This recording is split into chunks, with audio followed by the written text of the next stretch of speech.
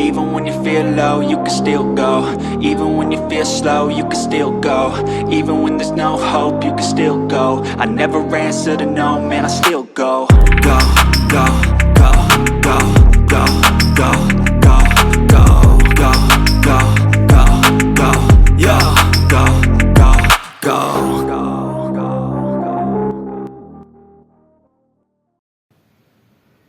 Les amis, bonsoir et soyez les bienvenus dans une nouvelle vidéo sur votre chaîne Barça Mania, la chaîne qui partage avec vous les news du FC Barcelone. Petite actualisation pour le mercato catalan, nouvelle vidéo dans ce sens, à une semaine de la fin du marché estival. Le Barça travaille pour faire en sorte que le dernier joueur qui ne compte pas pour Flick fasse les valises et peut-être recruter un, voire deux nouveaux joueurs. La priorité pour Hansi Flick, c'est un arrière droit. Et la seconde priorité, comme on sait tous depuis le début de ce mercato, est un ailier gauche, Nico Williams étant et était le plus grand objectif. Nico Williams vient de jouer contre le Barça à Montjuïc, défaite de l'Athletic de 1 face au Barça. Le joueur qui vient de partir, et c'est désormais officiel, est l'international sénégalais, le défenseur central, Mikayil Faye. Mika Faye part en France, à la Ligue 1, où il a été recruté par Rennes, qui paiera 12 millions d'euros fixes, et le Barça s'assure 25% sur une future vente. Le joueur a une mine splendide. Faye, j'aurais vraiment souhaité qu'il reste au Barça. Il avait fait une excellente saison l'an dernier avec le Barça Athletic et il est appelé à être un grand défenseur, sans aucun doute. Je ne sais pas quelle sera sa limite, est-ce qu'il va dépasser ou pas Kalidou Koulibaly, je ne sais pas, mais en tout cas c'est un joueur très très bon, qui a énormément de potentiel.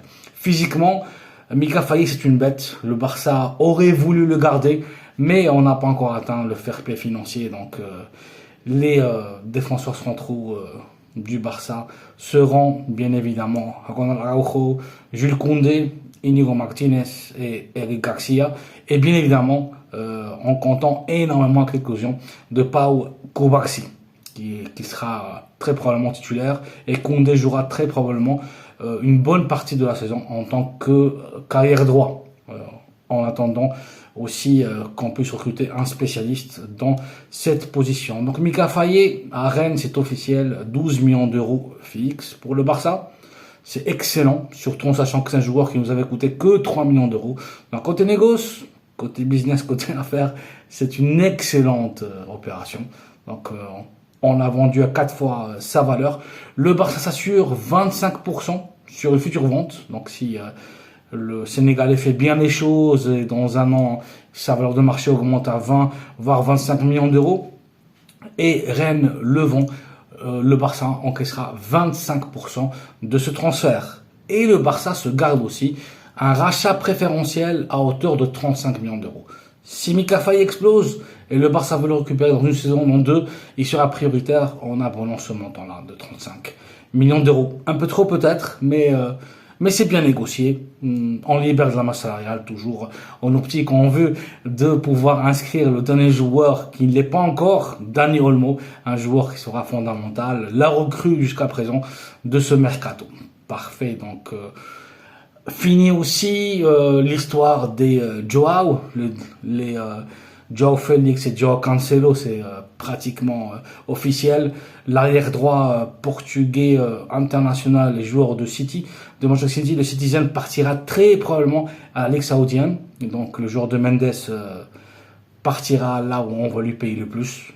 Apparemment il voulait jouer au Barça, mais finalement les pétrodollars apparemment vont peser plus, on verra, c'est pas encore définitif, mais Joao Cancelo est très proche de la Ligue saoudienne. L'autre Joao Félix, dont j'étais pas du tout fan, un joueur prodigieux, très technicien, mais que là-dedans, mentalement, ce n'est pas ça. C'est un joueur qui n'a pas de sang dans les veines, c'est un joueur qui ne veut pas bosser, c'est un fainéant, tout simplement. Il te fait un bon match et après il te rate 4-5 matchs. C'était pas un joueur qu'on pouvait garder. Bon, heureusement, c'est fini cette histoire de Joao Félix. Il part définitivement. Il a signé pour les Blues de Chelsea. Franchement, c'est un bon débat pour le Barça. C'est un joueur, techniquement, qui peut être parmi le top 5 mondial, dans sa position un top 3, mais il n'a pas envie d'être un top 3, il n'a pas envie d'être ce joueur déterminant. Donc, s'il vient au Barça pour faire du tourisme, non merci, c'est pas ce qu'il nous faut. Nous, on veut redevenir l'équipe qu'on était, l'équipe qui gagnait des titres toutes les saisons, l'équipe du sextet de Guardiola, l'équipe, bon, je vous dis rien, l'équipe qu'on était avant, bon, avec les Messi, Iniesta, Xavi, etc. Donc, Joao Félix signe à Chelsea, la rumeur est terminée, aucune possibilité pour qu'il rejoue au Barça. Du pareil au même pour João Cancelo. Je sais que Jorge Mendes, le super agent portugais, a énormément de poids au Barça. Il fait un peu ce qu'il veut au Barça. Il a beaucoup de joueurs, Baldé, Lamine Yamal, etc., etc. Donc, il voulait que ces joueurs restent chez nous. Mais c'est bon. Joao Félix, on n'en parle plus. João Cancelo, il y a un petit espoir pour qu'il puisse venir, mais celui qui risque de venir, et c'est un joueur qui me plaît énormément, c'est Marc Pubil. Pour ceux qui ne le connaissent pas, médaille d'or avec l'équipe d'Espagne de moins de 23 ans dans les derniers Jeux Olympiques de Paris, arrière droit, made in la Masia, un joueur formé chez nous, catalan, un joueur qui a été recruté par Almeria. Et il a fait une excellente saison, malgré que son équipe a chuté en deuxième division. Marc Pubil était très proche de signer pour l'Atalanta, le dernier champion de l'Europa League. Et à la dernière seconde, apparemment, au niveau médical, la reconnaissance médicale a échoué. Bon, c'est pas trop clair tout ça. Apparemment, il voulait un autre joueur, donc Pubil reste à Almeria. Et le Barça contemple la possibilité de le ramener prêté. Donc une cession avec un prêt, avec une option d'achat obligatoire qui ne dépasserait pas les 15 millions d'euros. Je pense que le Barça peut l'avoir à 10-12 millions d'euros si c'est bien négocié. On peut avoir un joueur avec une projection énorme, énormissime, un joueur qui sera top 5 peut-être dans sa position dans les 2-3 prochaines saisons. On l'a gratuitement cette saison et après un achat de 12 millions d'euros étalé sur 2-3-4 saisons, ça peut être vraiment très intéressant. Et bien évidemment, le grand objectif de ce marché, le grand objectif de Flick, la position qu'on doit absolument renforcer avec l'arrière droit. En défense, on est bien. Milieu de terrain, un pivot défensif, un de plus, ça aurait pu être intéressant. C'est vrai que Marc Bernal et Marc Casado sont en train de faire du très bon boulot. Face à Bilbao, Pedri aussi dans le double pivot a été brillant. Donc c'est plus un besoin d'avoir un pivot défensif, mais la position qu'on doit absolument renforcer, ça c'est innégociable, c'est indiscutable pour Flick, c'est la position de l'attaque. Un ailier, un spécialiste sur le flanc gauche. Rafa Leao, le joueur de l'AC Milan, le portugais, qui sonnait, on a entendu parler les dernières heures de lui, comme quoi le Barça, dès qu'on le voulait, et que le Milan pourrait négocier à partir de 90 millions d'euros. Les amis, on n'a pas 90 millions d'euros. Il faut pas se voiler la face, il faut pas qu'on se moque de nous. Rafa Leao, c'est du fake news impossible qui vient jouer au Barça. C'est un joueur que j'adore, c'est un joueur dont je suis fan, il est incroyable dans sa position, peut-être le meilleur dans sa position, mais aucune option, et surtout pas à une semaine de la fin du mercato.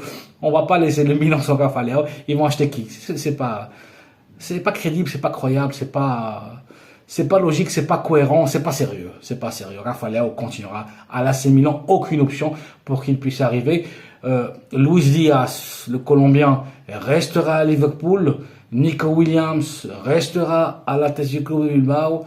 Il y avait l'option comme quoi la rumeur que Hansi Flick avait appelé l'international croate, je pense, l'ex-international croate qui a joué au Bayern, Ivan Perisic. Le joueur a 35 ans, il est fini, ça n'a aucun sens de ramener Perisic, surtout pour une position de titulaire. Vous me direz, pour la rotation, ok, mais je préfère avoir Ferran Torres à son âge qu'avoir Perisic à 35 ans, en toute franchise. Même si je suis pas fan du tout de Ferran Torres, pour ceux qui me connaissent, je voudrais qu'il soit très loin du Barça. Donc l'option logique, rationnelle, crédible et possible. Et surtout, l'option réelle, c'est pouvoir signer Chiesa. Donc, l'ailier international avec l'Italie, peut-être le joueur le plus déterminant de la Juventus, en tout cas techniquement parlant, c'est le meilleur joueur de la Becchia Signora. Le Barça a entamé déjà des négociations avec la Juve et c'est une opportunité de marché incroyable. Son entraîneur, Thiago Motta, l'a déjà écarté de l'équipe parce que Chiesa ne veut pas renouveler avec la Becchia Signora, donc son contrat fini, si je me trompe pas, en juin 2025, donc il pourrait partir librement. Donc la Juve, ils ont que ce mercato-là pour pouvoir empocher de l'argent pour lui. On parle d'une opportunité de marché de 10-12 millions d'euros. Franchement, c'est rien pour un joueur de la qualité de Chiesa. Et c'est vrai qu'il avait eu une grosse blessure au ligament, mais la saison dernière, il a joué 84% des matchs, il a marqué des buts, il a été explosif, changement de rythme, il a complètement surmonté sa blessure, donc c'est une opération extrêmement intéressante pour le Barça. Et franchement, une attaque avec Lewandowski en tant que numéro 9, avec la 4-2-3-1, la tactique préférée que Hansi Flick va utiliser le plus souvent cette saison, avec Lamine Yamal à droite, à gauche Chiesa, et en tant que 10 Dani Olmo, ou bien Rafinha, excellent, ça me paraît une très très belle attaque, et on ne devrait pas laisser partir Chiesa, parce que c'est soit on a Chiesa pour 10-12 millions d'euros, soit on n'aura rien. Dans ce cas, peut-être, si on a des doutes sur l'état de santé de Chiesa, sur l'état de son genou, peut-être on va faire jouer là-bas Fermin Lopez, Ferran Torres, on a Pedri qui peut jouer là-bas. Bon, certes, avec Gundogan qui est revenu à City, on perd quand même un joueur différentiel. Mais on peut faire avec ce qu'on a, pas au Victor. On peut se limiter à ne pas acheter un ailier.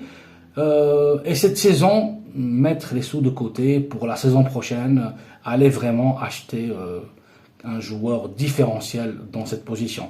Et quand je dis différentiel, je dis Rafa Leao, je dis peut-être Kingsley Coman, Jadon Sancho, ce genre de joueur, ou bien peut-être pourquoi pas, s'il ne re-signe pas à nouveau avec l'Athletic et sa clause ne change pas, retenter l'option Nico Williams, qui a été bien sifflé par les supporters catalans dans le dernier match à Montjuic. Les supporters, on ne lui pardonne pas d'avoir flirté avec nous et après avoir changé d'avis. Mais je crois franchement que Nico voulait venir au Barça, que tout était fait, mais il a été à la dernière seconde, il a hésité parce qu'il est revenu en dynamique de groupe, il est revenu aux entraînements avec l'Athletic, il a vu comment Dani Olmo n'a pas pu être inscrit et il a eu tout simplement peur de passer par une saison sans pouvoir être inscrit.